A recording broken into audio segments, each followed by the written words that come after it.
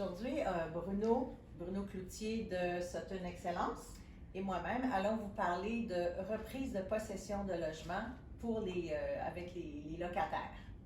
Oui, Linda, on a eu Bonjour. plusieurs. Bonjour, Linda, ça fait plaisir de te voir. Linda, on est la fin de l'année et c'est la période où on a le plus de questions sur la reprise de possession de logement. Suite à la vente d'une copropriété, autant divise, indivise, que pour les plex, duplex, triplex, quand un propriétaire veut, quand un futur acheteur, veut aller habiter dans la propriété. Donc, tu as reçu plusieurs demandes, plusieurs situations, puis les courtiers s'interrogent beaucoup qui peut envoyer quoi et quand. Ouais. On sait qu'un avis doit être envoyé par le propriétaire enregistré, c'est-à-dire pour qu'un acheteur puisse envoyer un avis de reprise, il faut qu'il soit le propriétaire enregistré, c'est-à-dire que son acte de vente est signé et que le notaire ait publié son acte au bureau d'enregistrement, au bureau de la publication des droits. Ça, 6 mois avant la fin du bail. On y va avec la façon la plus générale qu'on connaît, c'est que la plupart des baux, pas l'ensemble, mais la plupart des baux finissent le 30 juin de l'année suivante. Fin décembre. Donc, avant le 31 décembre, le locataire doit avoir reçu l'avis signé par le propriétaire à l'effet qu'il aura reprise de son logement. Mais ça, il y a un petit hic là-dedans. Là. Pour reprendre possession, le propriétaire, il y a quelque chose qu'il doit faire. Il ne peut pas être 2 personnes. Il peut être 2 personnes, mais un couple. Très vrai. Alors, ça peut être 2 hommes, 2 femmes, mais ça doit faire un couple qui couche dans le même lit. Vivant maritalement. Vivant maritalement, exactement. Ça, c'est la première. Sinon, si on achète un frère et une sœur, on essaie de reprendre 2 appartements ou même un, on n'a même pas le droit d'en reprendre un seul. Tout à fait. La loi sur la régie du logement, maintenant le tribunal administratif du logement, est très claire à l'effet que c'est soit une personne seule ou un couple ou des personnes vivant en couple. Exactement. Okay? Donc, si on achète avec, comme tu dis, son frère, même son père, sa mère, pour les remettre aux autres, on ne peut pas envoyer d'avis à cet effet-là. Puis même pas un seul des deux.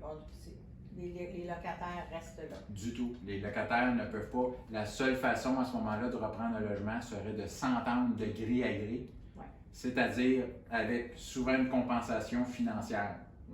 Si le locataire est moindrement au courant de ses droits, ou même s'il signe un avis, puis que l'avis n'est pas bon, étant donné que ce n'était pas une personne seule ou un couple qui a envoyé l'avis, il peut renoncer à quitter le logement. D'accord. Disons qu'on fait tout ça, puis le locataire, il décide à la fin qu'il il ne veut pas partir. Là. Alors.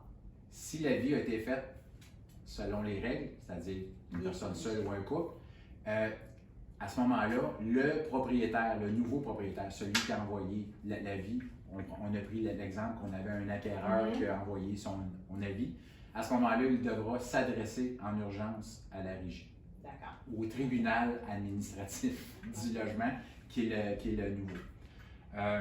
On t'avait parlé tantôt des particularités condo-indivise. Oui, condo-indivise, c'est là le gros problème. Alors, je viens juste d'avoir un gros cas qui vient d'arriver. On a un de nos courtiers qui a fait la vente, qui a demandé au locataire s'il était prêt pour partir, qu'il y avait une seule personne qui achetait, tout était d'accord. C'était un duplex indivise. Il y était 2 personnes qui, habituellement, les duplex, c'est toujours des amis ou des frères et des sœurs avant que ça soit revendu. Puis un des 2 voulait vendre le duplex au complet en duplex. Puis mon courtier a vendu le condo du haut toute seule. Alors le monsieur d'en bas, qui était un petit peu fâché, il est allé dire au locataire, tu sais que il ne peut pas jamais te mettre dehors. Alors l'exclusion qui est vraiment importante, si c'est un indivise, vous allez vous dire pourquoi, il y a juste un acheteur. Mais le indivise, on achète une fraction d'immeuble, on n'achète pas. Alors on est considéré comme 2 propriétaires. Alors là, le gros problème qu'on a, le monsieur qui achète pour aller habiter ne pourra jamais aller habiter dans ce logement-là parce qu'ils ont essayé de payer le locataire, mais le locataire a dit non, moi je déménage pas, je suis bien ici, je ne déménage pas. Alors il ne pourra jamais le mettre dehors. Il ne pourra jamais, tant que le locataire paiera son loyer.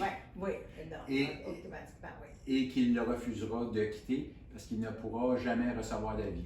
À moins que cet acheteur-là achète le copropriétaire du bord et devienne conforme à la loi. C'est ça. Parce que tu as tout à fait raison, quand c'est des condos indivis, c'est qu'on devient copropriétaire de l'ensemble de l'immeuble en indivision avec un droit d'occupation déterminé entre les propriétaires. Mais on est propriétaire indivis et si ce n'est pas un couple ou des personnes, une personne seule ou un couple, on ne peut pas envoyer. Alors là, en ce moment, le problème, c'est qu'on doit essayer de renverser la situation, de renverser l'acte de vente, parce que le propriétaire a menti, il a caché qu'il ne pouvait pas, qu'il n'avait pas le droit de mettre le... Lui, il savait, le propriétaire, qui en y a vendu. Puis malheureusement, c'est une clause que 90% de nos condos, de nos courtiers ne connaissent pas. Je comprends. Puis le point est là, c'est pour ça qu'on fait la capsule aujourd'hui, Linda, parce que le courtier doit informer quand même son client. Son client, le courtier, doit le savoir. C'est pour ça que je me répète, c'est pour ça que nous faisons la capsule aujourd'hui. Le courtier doit aviser, informer, conseiller son client. Et c'est même si maintenant, on va présumer que tout le monde va écouter notre super capsule et informer son client qu'il a le droit de reprise.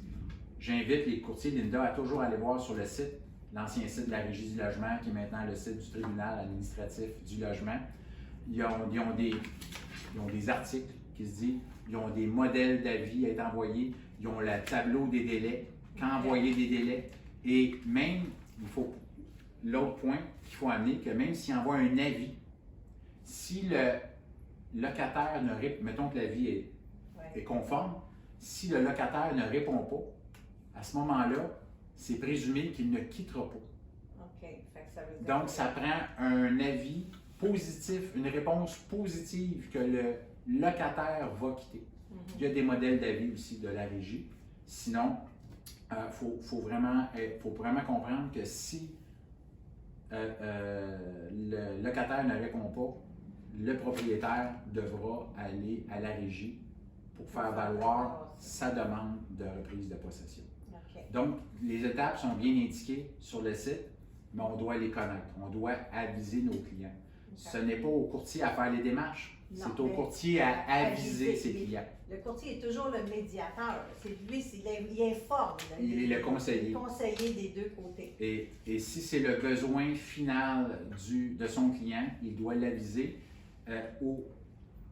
Au pire, il peut lui dire même de recommander de parler à son notaire, de parler à son avocat pour confirmer qu'il y a des formalités vraiment précises à suivre pour pas que le nouvel acquéreur se trouve devant un fait accompli, c'est-à-dire qu'il ne peut pas reprendre son logement parce qu'il ne rencontre pas les conditions. Ça va? Il y a une autre exception, les divises.